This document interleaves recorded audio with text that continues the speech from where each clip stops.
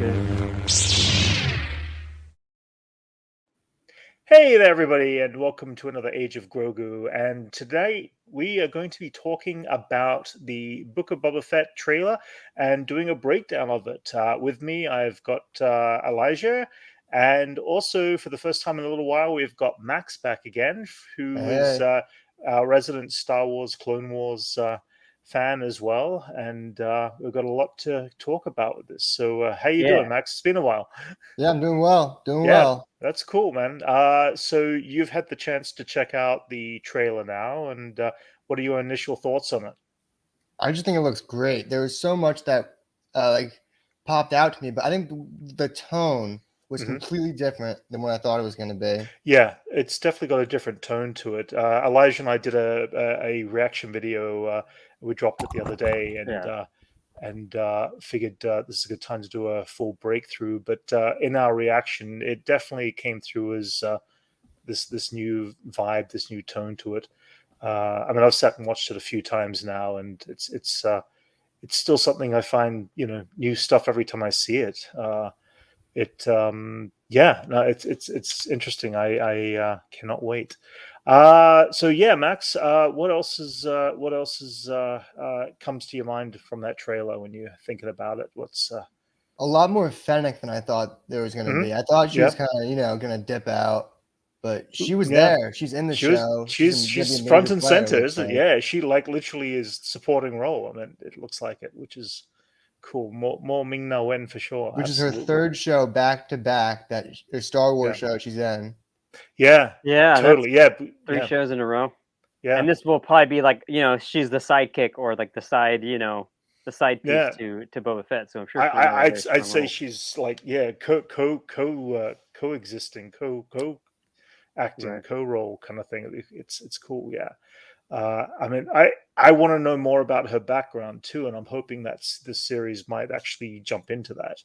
Although we get very little from this trailer. I mean, it really was a very non-specific trailer, and I'd even go out on a limb and say this trailer feels like it's only the first episode that we're seeing scenes from right now. Maybe the first or second episode. I'm imagining that they're doing like some of these, like the other shows where they're still working on them.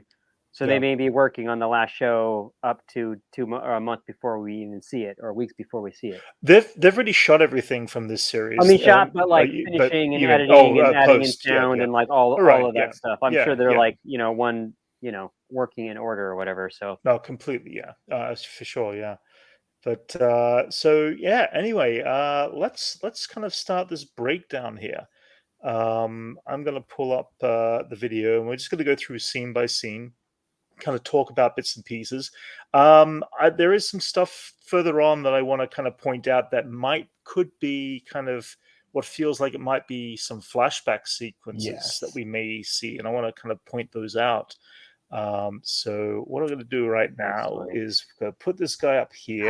We're going to get rid of this, and I'm going to press play on this. So we have here our opening shot, and of course we've got the Boma monk come into frame, crawling up into frame there. So I'm going to pause that. It's kind of like, I said it's kind of like the first trailer with Finn popping up, the landscape and him just popping up. Yeah, that's kind of cool. A similar shot. We of course have our Boma monk, which we first saw in Return of the Jedi, and we saw that as a giant marionette puppet that comes in from behind C-3PO when he enters into Jabba's palace. And I've always loved the design of this particular droid. They made an actual figure of it back in the 90s. And released it, and I was so excited to get my hands on that toy, robot, which the monks, have a bit of a background history there. So, have you guys heard about the history? Do you know what have you guys heard? You haven't? Well, go ahead. No. So basically, the monks were apparently they owned the monastery, they owned Jabba's palace before Jabba even took it over. But they went to an enlightenment stage, and their enlightenment stage supposed to have been something connected with removing their brains from their bodies and stuff like that. So they were more or less, in a most basic form, put into that. I've not actually read this specific story or read the comic, but there's breakdowns of it on Wikipedia and stuff like that. Right. But it's kind of their like AI body. They're like they upload their brain into this machine. Yeah, more or less something machine. like that. It's an enlightenment, supposedly. It's like a higher end. A droid with a brain. Yeah, but they kind of wander around. The cool thing about this little one is he looks like he's almost stop motion. So I don't know if it's stop motion or whether they. I noticed that too. I think it might be animated to look like it's stop motion. Could be. I mean, we'll find out more when we see some behind the scenes. Because it just looks too clean, like digitally, looks too digitally clean. Right, but then if you have a look at some of the stuff, motion. You know, they gave some of the stuff to Phil Tippett in season 2 of Mandalorian, and even season 1, where they actually did make the mechanism machines on the planet that we see. What's his name? Ben Burr's character.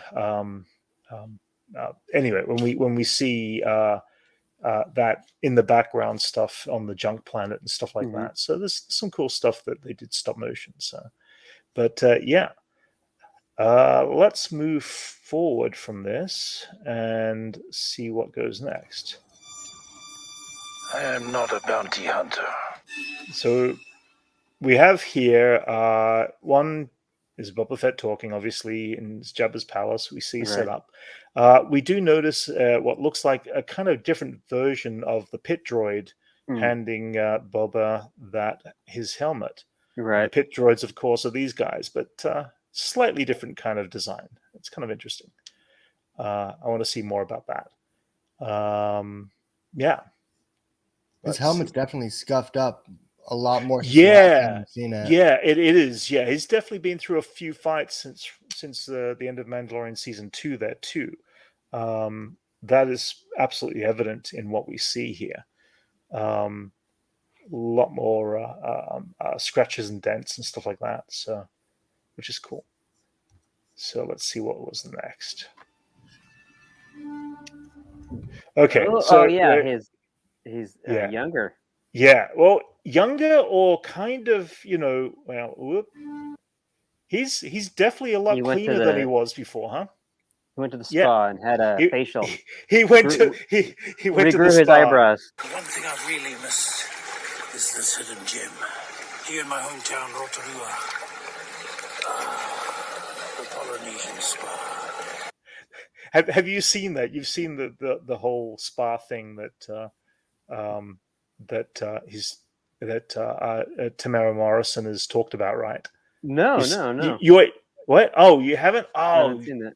Oh, you haven't? Oh, no. You know what? I don't know if I could pull it up on this video. It's all right. But or you could throw it in with editing. Yeah. I'm going to throw it up here in editing, over here in editing. But basically, it is Polynesian spa that Tamara Morrison went to when he went back home to New Zealand after shooting the Book of Boba. And it became a meme. And everybody's been taking this meme and editing it out and putting it all over the place. Okay. I didn't know about that. Oh, really? Oh, it's pretty funny. So basically, it looks like Boba Fett's been to the Polynesian spa and kind of had a facelift because... Or sitting in that, he got like a little sleep chamber tank behind him. That's it. Yeah, I mean, there is definitely some sort of back to tank. If you ever look at this image, this is what he looks like before from Mandalorian season 2. He even grew his eyebrows back. So he's not white and pasty. He's got like a suntan. Yeah, definitely got the tan. He's got the Tatooine tan, which is interesting. I mean, he must have had his helmet off if he's so tanned, if his face is so tanned. Yeah, it was definitely rejuvenating of some sort. Let's also take a look at where the location he's at right now. This location looks like it's in one of the spires of Jabba's palace. Because later on we do see a scene with him and Fennec and out on the balcony part. Out in the balcony with the sheer curtains and everything.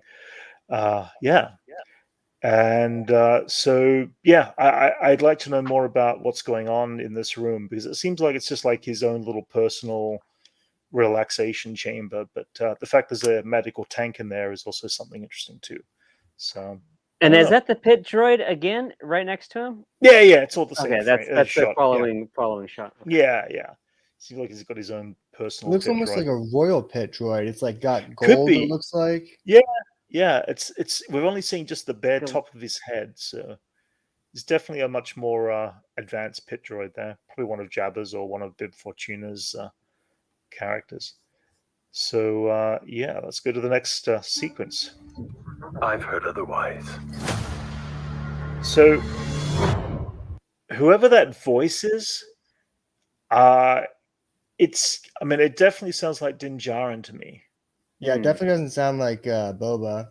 Right. Yeah, he's definitely having a conversation with someone. I don't think it's part of any scene that we're seeing in this, but it definitely feels like that. I mean, there was a rumor that Din Djarin is going to appear in this series as well, but it's still. I wouldn't be surprised. I wouldn't be surprised either. It feels like the crossover. They have all these good crossover.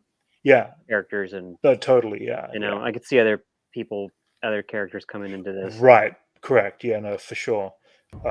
So we don't see him, and I love this color here. Isn't this awesome? Yeah, the green and rust. Yeah, just like like a chest plate, like his chest plate color. Yeah, just completely like. I like how Lucasfilm are going with the whole, the gold when it comes to putting in anything new and decorative. The animation stuff has animated related, backgrounds in their wording and stuff like that. So.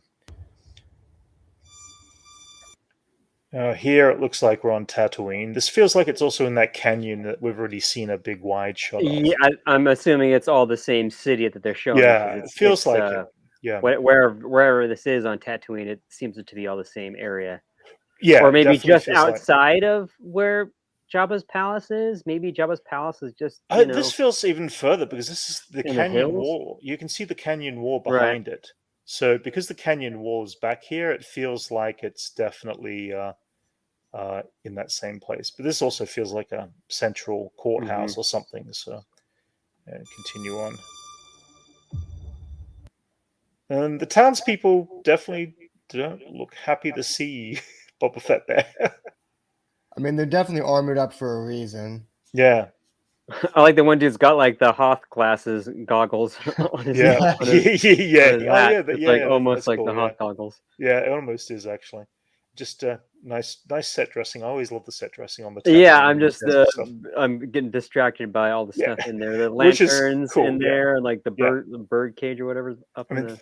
For those who don't know, Elijah and I are both set designers, so we greatly looking at all the background, the wicker basket. Stuff. Yeah. It's just no normal wicker basket. They had to someone had to weave that themselves. Just for a prop for this. Totally, yeah, that's for sure. All right, so the next scene. I know that you sit on the throne. Okay, so let's stop on this guy just for a second. There's two things happening in this scene that I want to kind of break down and talk about. First, the Twi'lek in the on the left of the screen there. She looks like she's definitely a slave to this guy, and all the way through between a servant, slave, and all the way through even the animated series took it to it. A lot of the Twi'lek race tend to always get themselves in a really bad situation of servitude. Or butlering, like they're a butler or a server or a hostess or something like very that. Very much like the Wookiees kind of did. They became slaves to the Empire in everything, and this has been going on well before the Empire, but slavery has definitely been throughout the Star Wars universe. And they don't shy away from that. And the perfect examples here is like you literally will see the Twi'leks. This is from one of the Clone Wars episodes. These are some slavers that have got Twi'leks as their own property that you see there. And so there's this element of like it continues even after the Empire, because this is 5 years after, of course, 6 years after the Empire. We assume it's about that time period. Slavery is still quite the thing going on there. And it's interesting to see. It'll be interesting to see how that is portrayed in this world, because the underworld is going to deal with, you know, races and everybody Right. with their slaves, with their, and it does it get worse again after the Empire? Did it ever get better? Max, any thoughts on the slavery stuff? Because they had some great stuff in the animated Clone Wars. I think they're definitely going to make a point about not everything being better after the Empire was defeated. I think it's going to be like a lot of places got forgotten. Yeah, I could see Tatooine being one of them. Yeah, and absolutely. probably overrun by different organizations, different criminals. Yeah. If Jabba's out of the picture, and you have all these different bosses of crime syndicates, which this guy they're appears to probably be. then they're all probably just ruling just haphazardly, like without any. They're probably prospering pretty well, right, actually. Without right. the They're Empire. actually they're probably doing. They're probably doing well. They're all doing well. Yeah. So the second thing I wanted to talk in here about was the Ithorian, which is our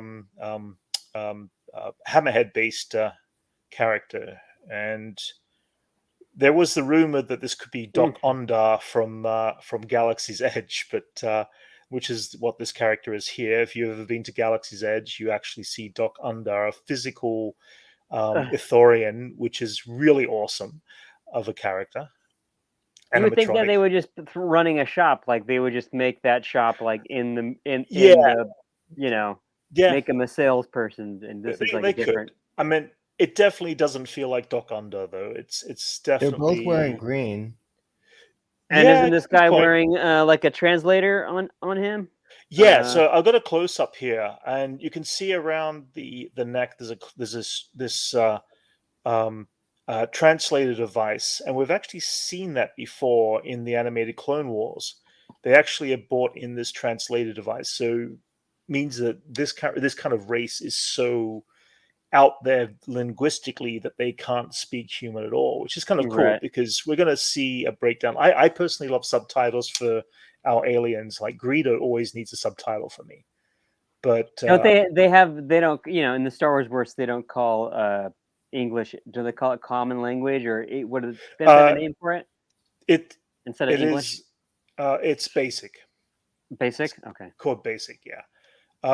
The other thing you also see here is around the necklace, there is a logo medallion in the center of this guy's chest piece there. We will see that kind of pop up a bit later on his guards. So it's something to break down. Also, let's talk about the architecture. Again, being set designers is Elijah and I are. Yeah. The background set design feels like it's in Tatooine, but with something we've never seen before. It feels like modern and royal and like like clean. It's like prestige and clean in that environment. Like this is like he's got his throne and his his little urns or whatever he's got near him. It looks very regal. It looks like he's sitting on a throne or whatever. So. Definitely a place of power. That's for sure. So, all right. Any other thoughts on this character or these scenes? It looks cool. I like that chair he's sitting in. Yeah, the chair's pretty cool too. Looks awesome. Yeah, I'm wondering if those buttons, like he can order like a drink, like just probably could. And then she's bringing in the tea right now. That's basically it. I'm going to say that a year from now we'll even see a Hot Toys version of this particular figure and this actual chair. I'll take that couch. Yeah, I'll take that. I'll take the couch. So let's check out the next scene here. Of your former employer. So yeah.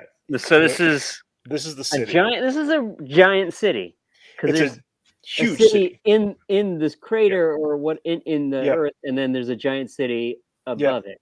Yeah, it just extends beyond it. I mean, this is definitely the center of the city. Center tower is got to be a point of interest for sure, or like the center of the city.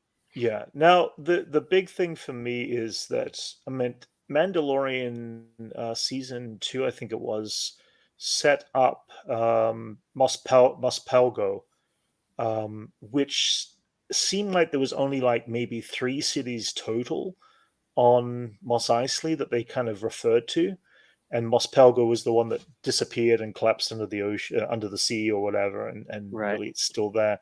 And Mos Pelgo is definitely a tiny little, little town. There's nothing connecting it to that. The other two places, of course, are Mos Espa, which we see in episode 1, where they find Anakin. And Mos Espa is pretty big. I mean, maybe this is a Mos Espa city, an extension of it. What are your thoughts? Is Anchorhead just mentioned in dialogue, or is that Anchorhead's like, mentioned in dialogue? I never thought of Anchorhead in my mind, even as a child, that Anchorhead was a big city like Mos Eisley. Because Mos Eisley is pretty big too, especially by the time they expanded in the extent, in the Anchorhead is where he's going versions. to get the Tahashi station, right? Correct. Yeah. Now we might see that. So in maybe Kenobi. he has to go. Maybe this is Anchorhead, and he's like, this is like This the is big huge. huge town. Maybe, yeah. I don't know. I don't know. Yeah, that's maybe like who knows? this is like all of Los Angeles, basically. Yeah, no, it's pretty big. I don't know. What are your thoughts, Max? Anything on what we're looking at here, or which? I think city, it's so distinctive for Tatooine. It looks very different than every other city we've seen. That a part of me thinks, what if it's not Tatooine? That's a possibility too. Yeah. I mean, it feels like looks like Tatooine, but it's nothing we've ever seen before on the planet. Yeah, it's obviously a desert planet. So I mean, we can tell just from this one shot, we can tell it's kind of a desert planet. Yeah. So, but yeah, maybe that's I hadn't really truly thought about that. Maybe this isn't on Tatooine as well. Or the other thought that came to mind was this is like 5 or 6 years after the Empire, and we just don't know how well Tatooine might have flourished in that time. I don't know. I mean, there are like cathedrals and like church. There's like big buildings that can't get built. Yeah, that quickly. This is like I don't know about that. I mean, come on. This looks lived in, and like this looks like it has a long history of being. It could. Yeah, but how long did it take to build the Death Star? Yeah, well, that was it took a while, I think, because they started that in episode 3 and didn't end it. And it got blown up twice before they finished it. Yeah. I think the Emperor built 2 for the price of 1 on that deal. But so anyway, I mean that's going to be a verdict of are we on Tatooine still, and what is this place? Which city is this? You can also see up in the top corner here there is a starship flying in, and that's just the dirty lens. It's a dirty lens. Oh, it's actually a moving ship. The thing is I know. I saw it in the trailer. I'm just joking. I really should get a close up of that because but it does look like it looks a bit like a Razor Crest, doesn't it? Maybe it's a helicopter. Could be a Razor Crest. I mean, the question there becomes is, if it is Din Djarin that we hear at the beginning, did he get himself a brand new Razor Crest by this point in time? And is he flying in on it into the city? So it's a stretch, I know, but it's still cool. Anyway, I'm going to move on from the city.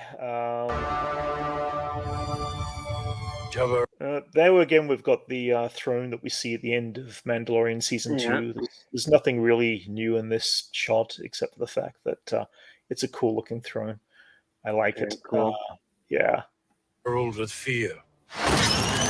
All right. So just quickly, I was telling you about quick shot here.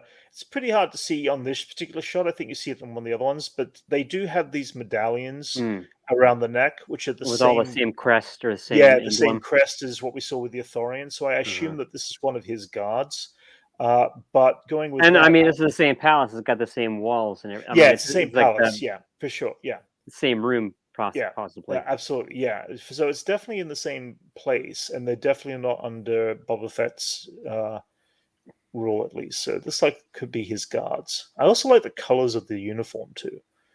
Yeah, it looks. I like those walls because it actually looks like it's got like moss or growth growing on the walls. You know what I'm saying?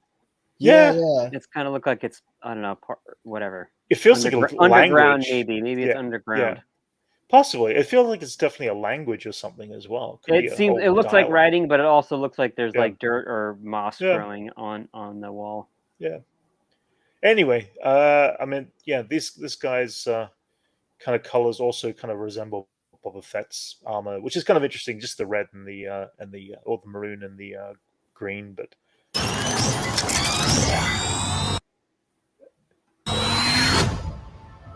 There's Boba Fett again. More closer up, you can see he's got his eyebrows back, and he's got way less scarring, and he's got a lot more color to his skin, which is cool. You can definitely see wherever they're going. Up here is the same details that are on the inside. So this entire section of town, I mean, maybe this is like Chinatown. Maybe this is like, this area of the city is under the ruling of this authority, and maybe that's what the architecture is connected to as well. Maybe. That's an interesting thought. It could be like marking his territory. Yeah, could be. What do we see next here? I intend to rule with respect. Look at Ming No. I tend to rule with respect. Look at Ming No En's face. Just the sternness of her look, her stare. She's so awesome. It's also looks like she's looking to him, like, okay, he looking to him for his reaction or whatever he's looking, whatever he's responding to right now. She's checking his reaction to. But it's also like, you're the leader, and I am your, I owe you a life debt. That's for sure. Is the look on her face right there.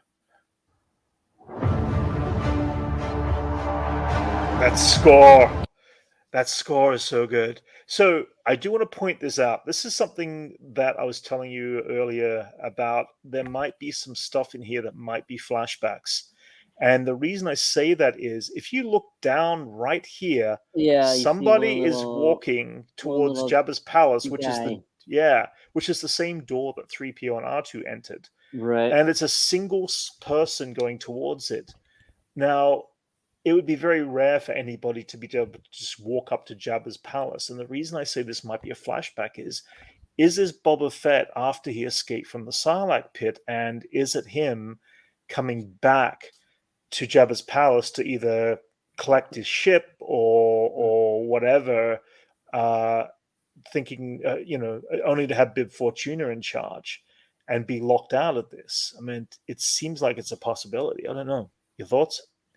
Yeah, I guess how much time, if that's true, how much time, how quickly did he get out of Sarlacc? And like, they got, also the barge was blown up, and they got to explain, who escaped, and they got to explain some of that. But it just seems, it could be anybody, really.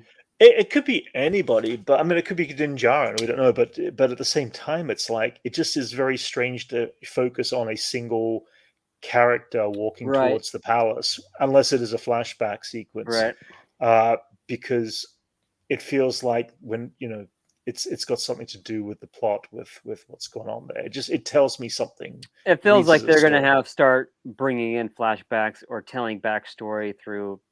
It could be. I mean, through another character explaining something or whatever. No, absolutely. But to move things along, it seems like they have to introduce back. Either way, it's my theory right now. This is a flashback scene, and we're seeing there Boba Fett going towards Jabba's palace. That would be interesting. And if he gets there and Bib Fortuna escaped, as we know he did, from the barge, then maybe at this point in time, Bib Fortuna's taken over and kicks him out and locks him out. Maybe that's an explanation as to why Boba Fett goes after Bib Fortuna, sometime later. Who knows? I mean, we still don't know how long that is. That's my guess. That's a wild theory. It's a good guess. I like it. Yeah. Well, we'll see. We will see indeed. All right. You were all once captains under Jabba the Hutt. Of course, we go into this little round table here of several different races, and we have in here the Trandosians, which is Bosk's people, and of course is the bounty hunter we see in The Empire Strikes Back. They definitely have cleaned up the makeup on these guys, I feel.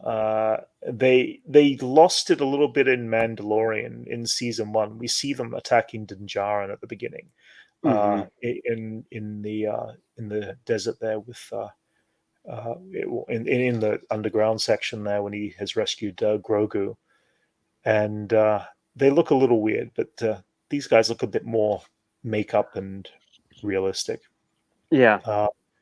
Better job on that. Yeah, people were ruminating that this was Bosk over here.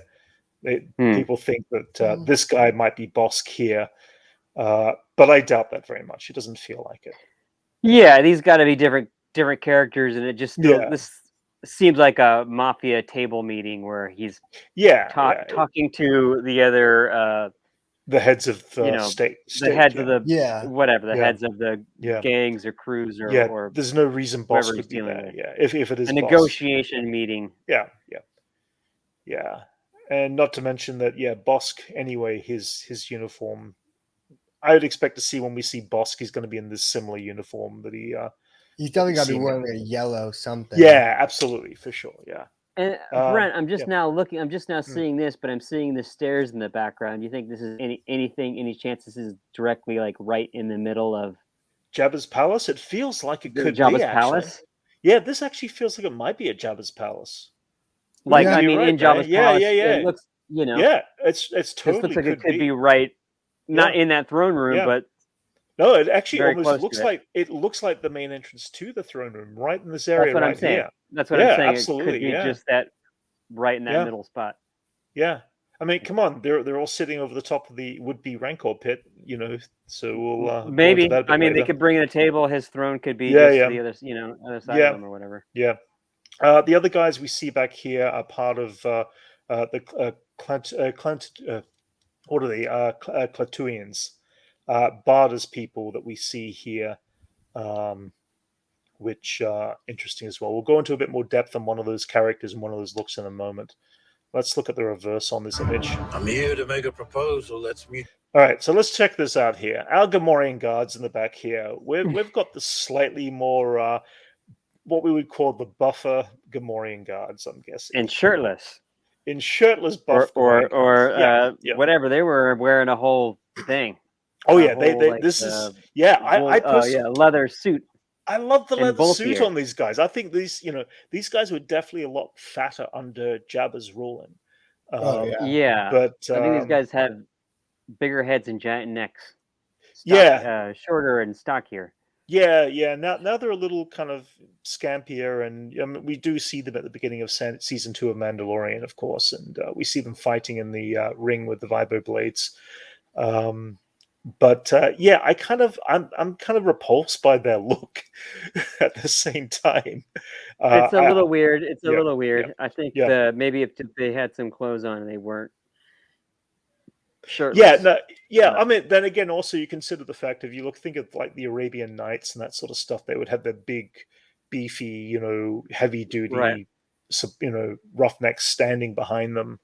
In princes and Arabian crazy bodyguards.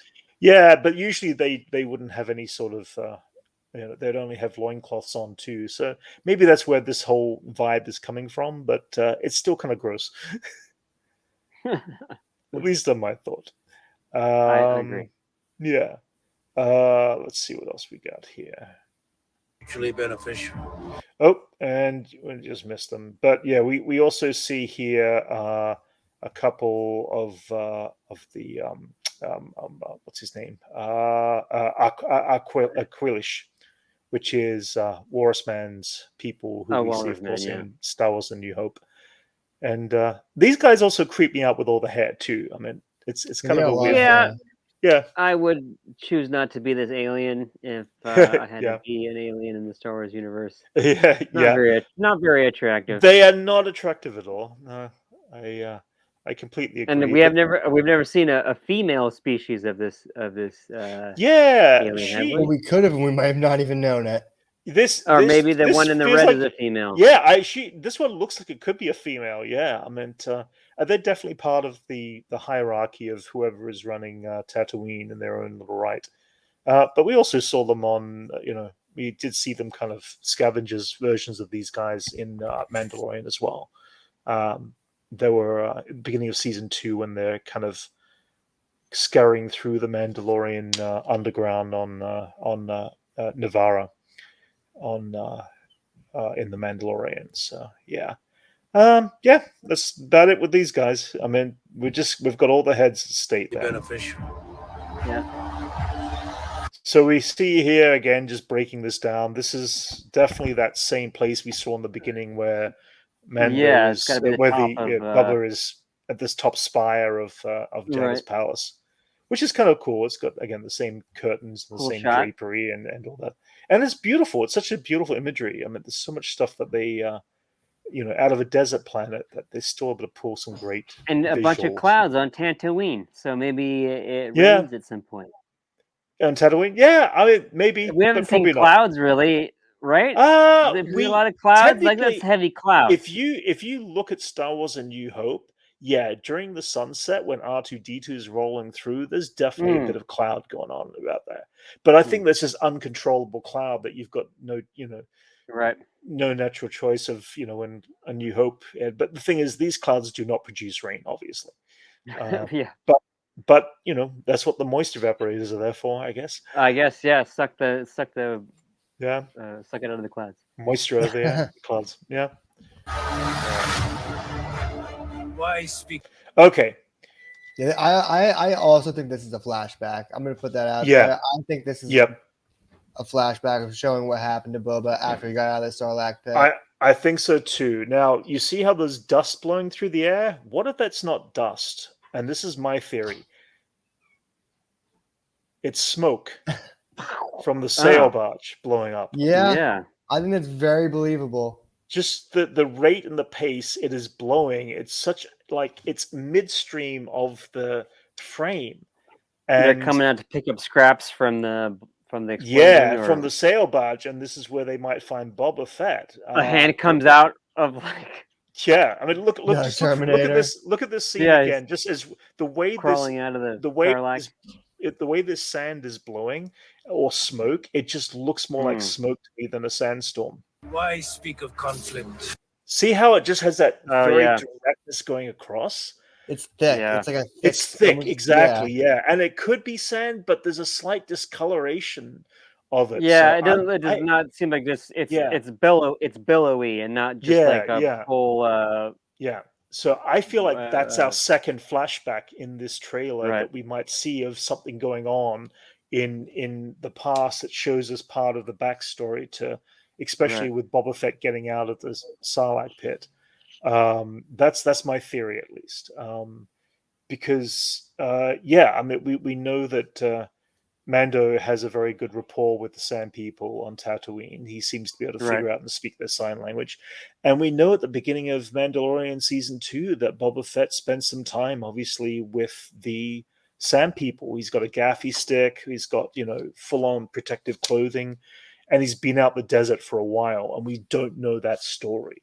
We don't know why he waited so long before he found or got his armor back. And what? He could have been even. Yeah, that's true. He could have even been part of the Sand People. But there's definitely some sort of life-changing story, I think, that's happened to Boba Fett in that time period, and I feel like that is a story that needs to be told, and is probably going to be told. So it would not surprise me that scene specifically was a flashback scene that we've seen. That would be interesting. Yeah, I mean. That's where I'm guessing at least there. All right, and they're just entering. This looks like it's still part of the same scene where they're entering into the Itholians' area. This similar walls. I think it's interesting that Boba Fett's still wearing his his black gi or skirt or whatever he was wearing before. It's like a different under here. The legs are like slimmer though. Yeah. Right. It's got he's got like a whole. I mean, it's just more figures for them to make. Like, oh, let's dress him different every episode. So we can make a new figure for everything. Yeah. But Boba has been working out, but so has Taman Morrison. He apparently was doing a lot of working out, and you can see he's definitely lost a little bit of weight from when he was pulled in from Mandalorian. So it's kind of cool that Boba's getting fit again. Still can't quite squeeze back into what he originally had because he hasn't got his full original gray armor. But I'm digging this new look. I mean, it's a cool new look to have. All right. Operation can make us all rich. So we once again see the Twi'leks, but these two don't feel like they're slaves, or if they are slaves, they're in a higher bracket of slave. They look what are your very thoughts? noble, like the nobility. Yeah, they could be dancers. Actually. They could be dancers or performers, like the Jabba's this doesn't entertainment feel like girl it. I mean, or whatever. if you have a look at this one's face, just check the one on the right. Just look at her eyes, the way she looks up, You and can make us all rich. that look is a look of surprise, like, oh, Mhm. you're alive. So it doesn't feel like that's a slave kind of look or vibe. She knows him, yeah. She knows him somehow, and she comes from a class or something. So again, it's interesting. I apart from the fact that their race gets very pulled into a lot of slavery situations, and they become Right. the Ula from Jabba's palace type slave girls. Mhm. There's definitely a higher bracket of status in those two ladies. So that's going to Right. be fun to see what that's all about, I'm sure. All right. Of course, Slave One, we can't go without mentioning how cool that is. It's now called the Spitfire. Is it Spitfire? Oh, did they officially changed the name? They officially are no longer calling it Slave One, but they're calling the Oh, make really? of the craft. Oh yeah, they are calling the make of the craft. I think it was the Spitfire or something like that. Interesting. I didn't know that. But yeah, they don't want to use Disney don't want to use the word slave in their hero spaceship. Yeah, no. Jeez. so When you so go it's to not. Yeah, we can pronounce call it, I mean, well. It's whatever. technically It's like they're technically calling Lave it on the tour One. Boba Fett's ship, but the class of the ship is the Spitfire, or again, I think it's Spitfire. Someone correct me on that. Or Firespray. I can't remember which one it was. It was one of them. Someone's going to correct me in the audience, I'm sure, in the chat. But comments. I will probably get it right. They'll probably get it right. But either way, it's no longer Slave One, and I'm still going to call it Slave One because that's Yeah, that's I'm what calling it Slave One. I'm It's going too to call late. it that. Yeah, it's my It's ship. too late. It's Slave One. Yeah, Yeah, it's been like that for like how long? More than 20 years? Yeah, 40 years. Yeah. 35, 40 40 years of it. 40, 41 years actually. It's Yeah. I'm calling it that. It's Slave One. It's Slave One. All right. What prevents It's us all from Facebook. It's killing? not Meta. Right, yeah. So out of the round table, this is the last guy I wanted to talk about, and this looks like it's definitely one of the race that our character Barda was in. Who was one of the skiff guard guys on Jabba's palace, on Jabba's barge. But they actually also kind of greatly resemble what's called and known in the animated Clone Wars, the Black Sun. And if you have a look, the gold and the purple and the black, it's the same colors this guy has got going for him. Oh yeah, totally.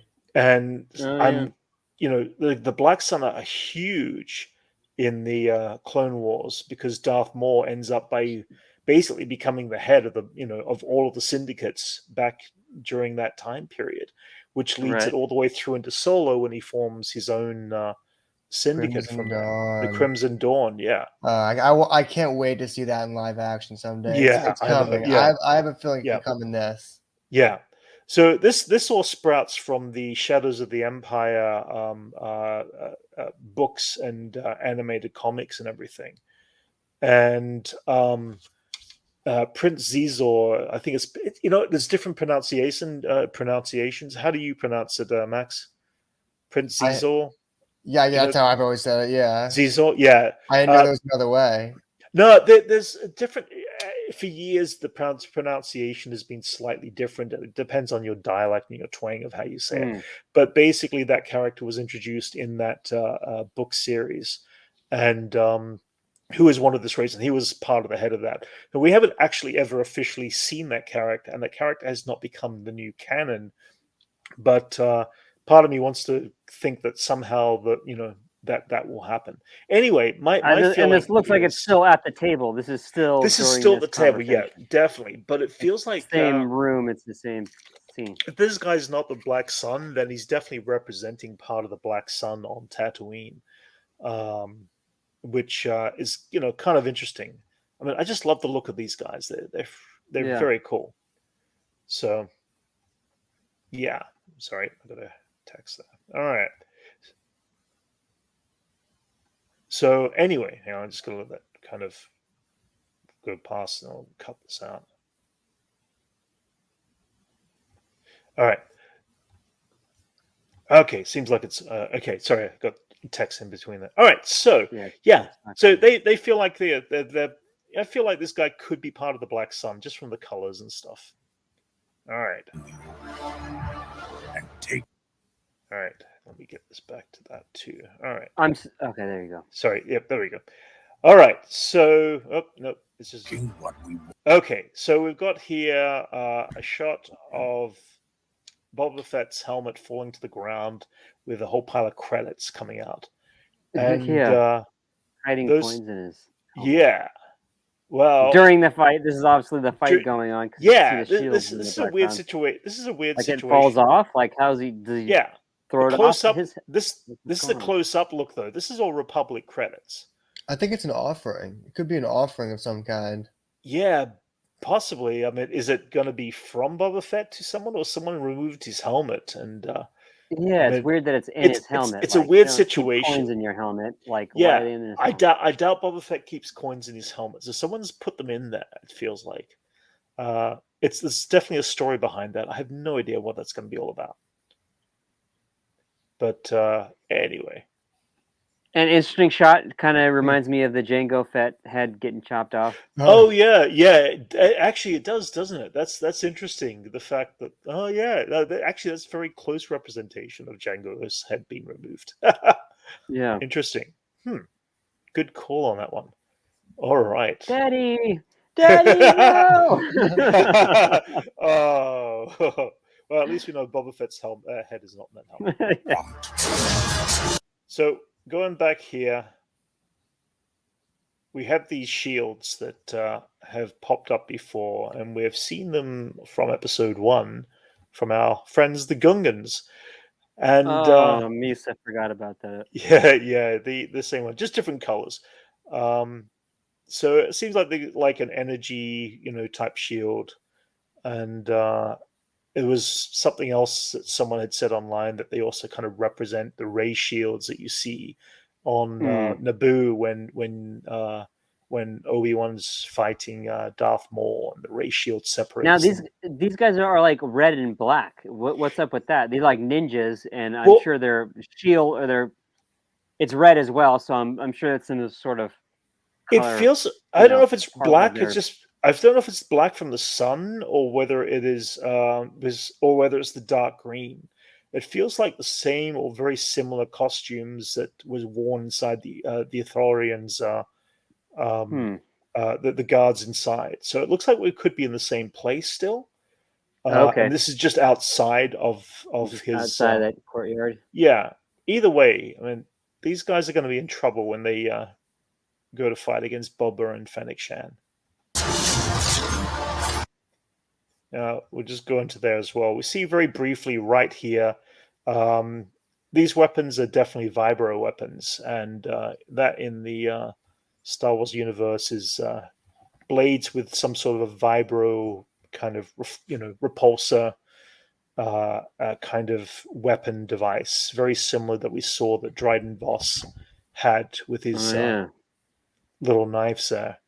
And we've seen them before. The vibro axes that you see at the beginning of Mandalorian Season 2 when the two Gamorrean guards are fighting each other. You see them spark off and the sparks and everything. That's the same sort of vibro weapons. Right. These types of weapons are designed to deflect against lightsaber battle on short-term attacks. But they're also good for energy shields and stuff like that too. So it'll be interesting to see how this fight plays out. And we saw them, Max. We saw vibro weapons used in the animated series and the Clone Wars and Rebels too, haven't we? Yeah. Doesn't Rex have a vibro knife? Or not Rex? From the Bad Batch, Hunter. Oh yeah, Actually, Hunter's knife I think is a vibro weapon for sure. Yeah. So we see this before. We've seen them around. We see them use them. They're just a much more powerful knife weapon that are designed to go deeper into anything they cut at and they stab at, and they probably hurt a lot too, I'm sure. That's such a cool weapon though. Look at that. Look how cool that design of that weapon is. Yeah, actually, they Yeah, are. that's Looking pretty cool. closer, they are a black. They actually are a slightly Black different and red. color. You Yeah, it know? is black and red. Yeah, I thought it might have been the green, but these guys have also got these masks on too. So they're Yeah, and they're somewhat. like just like Yeah, a ninja eye mask or yeah. whatever. At And the they got same their eyes time, if you look back green. here, although it's all blurry, it feels like it could very well be part of the same architecture in that same area. It still feels like it could be the same streets that we see Boba Fett entering at the beginning there with Fennec Shan. I'm Um, assuming all of that's inside the volume. This is all of that is digital background, absolutely, yeah. This is like all everything. definitely digital, yeah, for sure. Yeah, it feels like I can't even tell where the ground here separates. There's probably a bit of CG in there, but there's definitely a nice blend between the foreground and the background there, which is really Right. cool. All right, look at that.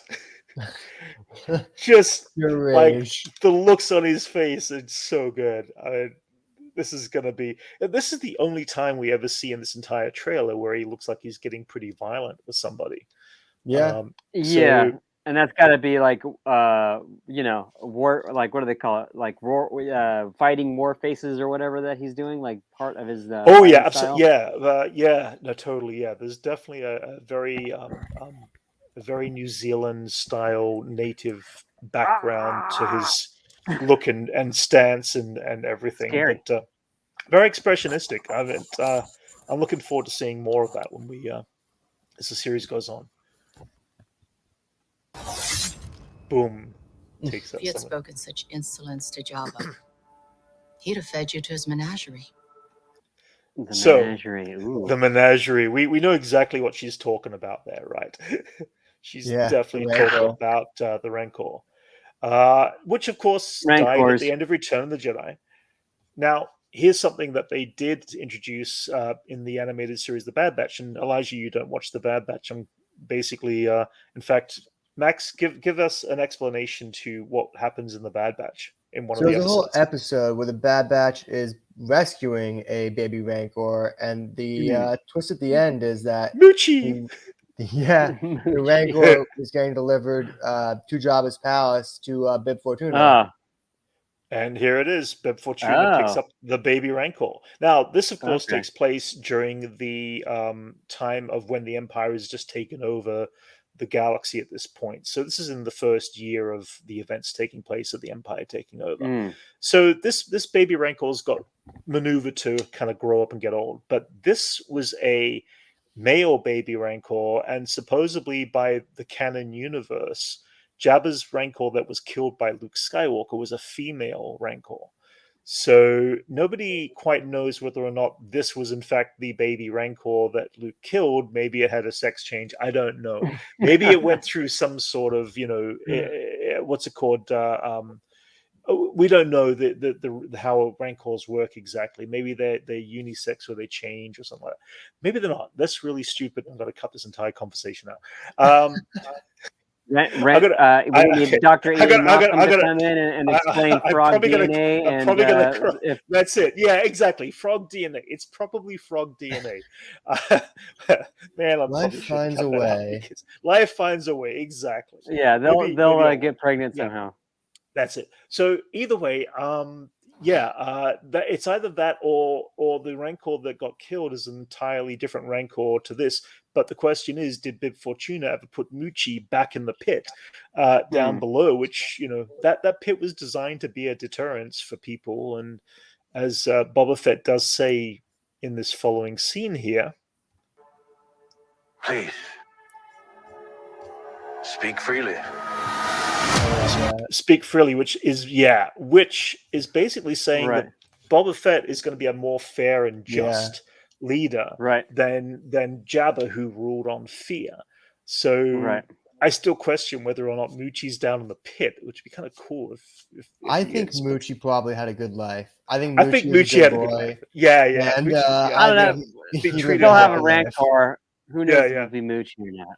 Who knows exactly? But it was kind of cool that the Bad Batch, when the stories went out of their way to introduce something like that, into the story, and whether it's up to our perception whether that is going to be the Rancor from Jabba's palace or whether it's something entirely different, and we're yet to see it. That was kind of just a cool little, a little nod. At least I felt I like it. I love it when they do these little nods to Star Wars and everything. So, but out of all that, I'm just trying to think. There's a couple of things missing that might be interesting to see whether they bring into this. Two particular character moments that would be fun to see. I would love to see what happened to this young lady, Kira. Yes. Because at the time what we saw her in the end of Solo, she was heading her way towards being in charge, along with Darth Maul, of the what are they called? Crimson The Dawn. Crimson Dawn. Thank you. Oh my God, mental block. Yeah, the Crimson Dawn. And we know that Darth Maul does perish away in the Star Wars Rebels series, which takes place before Book of Boba. But the comic book does exist now that they introduced and gave Kira her own entire story to. So we really don't know what Kira's story actually is going to be all about. And maybe that includes and pulls its way through into the Book of Boba series, because she's definitely going to be a somebody out there that's worthy of a character they can bring in that's still out there that they're not, for sure, that they can introduce somehow. We don't know her fate. Yeah, exactly. We don't. It'd be kind of cool to see her back, Amelia Clark. Right? Thank you. Yes, yeah, Amelia Clark. So, yeah. Back, because she's an awesome actress. I love her work. Oh yeah. There's one other character that I'm hoping to see in live action that was also introduced in the Bad Batch animated series, which was literally what we considered the sister, the female version of the clones, Omega. And Omega is basically set up to be Boba Fett's brother at this point. And whether they continue that into the animated show and they do some sort of Boba Fett animated crossover element in season 2 of the Bad Batch, or whether we see that character appear as live action in Book of Boba, I don't know yet. Right. I have a theory. I actually have a theory about that. I've got a feeling, this is just, again, this out there theory, we might have already seen Omega appear in Mandalorian. And Really? we might have, I got a feeling that if Omega has survived all the way through to this time period, she's been in disguise, hiding her, existence. Okay. She could be the armorer, is my theory. The actress who plays the armorer, I think it's Emily Swallow. I think is her name. She is about the right age that Omega would be, and she's got very good, very strong built look and thing. And subconsciously, they may have written that character as being a throwaway character or a return character, but they could very well make that character become Omega. There's a possibility. Yeah, I would love that. I would actually think that's because super interesting. I think Omega was such a great character. Yeah, absolutely, yeah. But didn't the armorer die? No, she didn't. She escaped. She definitely escaped. You saw her fighting. Yeah, no, you saw her fighting. I'll take your word for it. She won. Yeah, she won the fight at the end with the troopers, and then I believe she made her escape. I believe. I do not think she died at that very end sequence that we saw her at. So yeah, she survived. I'm sure of that. So, and hopefully we'll see the armorer again. If not in Book of Boba Fett, we'll hopefully see her in Mandalorian season 3. So they're all the notes that I can think of. Anything else you can think of or want to add with any other thoughts from that trailer at all? Yeah, I just think I'm just excited to see where the story goes, and obviously looks interesting. We'll have to see what we end up getting. For sure, yeah. Max? Yeah, I just think it's super interesting how he's like a mob boss, but he's almost like a Vito Corleone type, where he's almost more approachable in a way, but also not Yeah. approachable at all. Like people are very scared to see him, Yeah. but then he's being very cordial. Well, I think, the name Boba Fett creates fear in the hearts of people around them. And the thing is that, again, it's like this is a very different Boba Fett. He's given up his bounty hunter days, it feels like.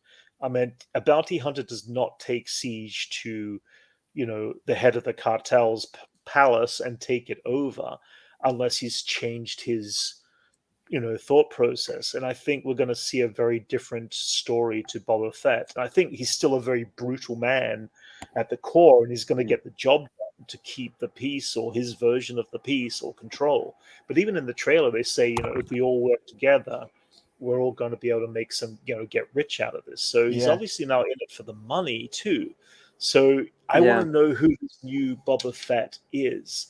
That has changed, and what changed him. Was it a life-death experience from nearly dying in the Sarlacc pit? Is it something he learned from being in the desert, with the Sand People, which is kind of obvious he's, he was connected there with the Sand People for a period of time. I don't know. There's so many things. A lot of options. One last image I'm going to pull up is this. This is actually the poster that Disney Plus dropped, which is again a beautiful piece of artwork. There's nothing outside of what we see, that we already know. It's a very simple poster, but it's quite a beautiful poster. So, but yeah. Either way, I mean, this series comes out December 29th. We are all equally as excited. Elijah and I did drop a reaction video, which is going to be in the link below. And we are definitely going to be bringing you week by week reaction videos and probably breakdowns of each episode when they start airing in December. So everybody out there, please join us. Elijah and Max, guys, thank you very much. It'd been great to have this little chat for the hour or so. And everybody, like and subscribe below. And we will be seeing you soon. Oh, and Disney Plus Day, which is also going to be next week. We're going to be doing I'm looking forward to seeing what they're dropping. I completely almost forgot. Shouldn't forget about Disney Plus Day. We will bring you a reaction and breakdown on the 12th at some point, and very excited to see what they deliver to us on that day. What are you guys hoping to see on Disney Plus Day? Hawkeye. He'll still be Hawkeye by then. So Hawkeye footage because but in the Star Wars realms. Yeah, I'm excited for Hawkeye as well. But in the Star Wars shows that are coming out, what do you think? I'm hoping they talk more about Bad Batch season 2. Yeah, I'm hoping for a trailer for Bad Batch season 2. To be honest, that'd be a cool surprise. Yeah. I mean, that may be some info when Mando is dropping. Yeah, well, I mean, we know they're shooting Mandalorian season 3 right at this moment. They started about 2 weeks ago, I believe. Carl Weathers actually tweeted out that he was shooting some sequences last week. Starting. Yeah. So I'm hoping they'll at least give us some artwork or something for season 3 if we're lucky. That'd be pretty cool. I definitely feel we're at the stage that we should be seeing a trailer from Kenobi. And I feel like we're also at the stage that we should be seeing a trailer for Andor as well. Because Andor, they shot for nearly an entire year for Andor for 12 episodes. So it's a lot of episodes that they've been shooting. They've got to have some footage ready and together by now to give us some sort of a sizzle reel. And I'm also kind of hoping they'll show some artwork for Ahsoka, because that goes into production, I believe, in January or February. So that's coming up pretty soon too. Yeah, it's coming up early too. So I don't know when they finish Mandalorian season 3. It's probably going to be into the beginning of the new year, but I believe right after that they're going to start shooting Ahsoka. Which I'll be very, very excited. I mean, okay, so out of all the new shows, guys, that are coming out, what is your most anticipated series that's coming out that have been announced to date, at least? Acolyte. Okay. Elijah? You're breaking up a lot for me right now. Oh, really? Oh, what's your really hard to hear you? What is your most anticipated show that you're waiting for out of what they announced from last year? I guess the Obi-Wan. I mean, I really want to know what's going on with that. and just Right. how that's going to play out. Obviously I like Ewan McGregor, so I think he's going to have a lot to play with, especially if he's playing the an older Obi-Wan. Somewhere So that should between be Alec interesting. Guinness and older version than he was before. I am personally looking forward to seeing Ahsoka. Out of all of them, Oh yeah. we know Obi-Wan Kenobi's story. We know where he began and we know where it ended. We are getting a piece of the middle being filled in for us, but there's nothing exciting about that for me. I'm excited for Ahsoka because we have seen her beginning and we've seen the middle. We haven't seen the end of where Ahsoka goes from here on in. And I am most passionate of that character. Out of all the Star Wars characters, it's weird that an animated character has become my most favorite, passionate. As a kid, you would have asked me the same question, and it would have been Luke Skywalker and Yoda side by side. Those were my favorite characters. But as my life has gone on, I've loved the Ahsoka character. I want to see how her story ends. I want to know Yeah. if it's going to be in hope and passionate. I want to know if it's got anything to do with the journey she's been on that takes her in a completely different direction. The Force has got set up that we haven't seen before, because she's got this whole background with um, uh, with the mother and the father and the son story arc on Mortis, Mortis. Which Elijah doesn't know too much of, but is such a great story arc for her. So I want to see how her story ends. So anyway, guys, thank you very much, and everybody, thanks for watching along, and we'll see you soon. All right, bye.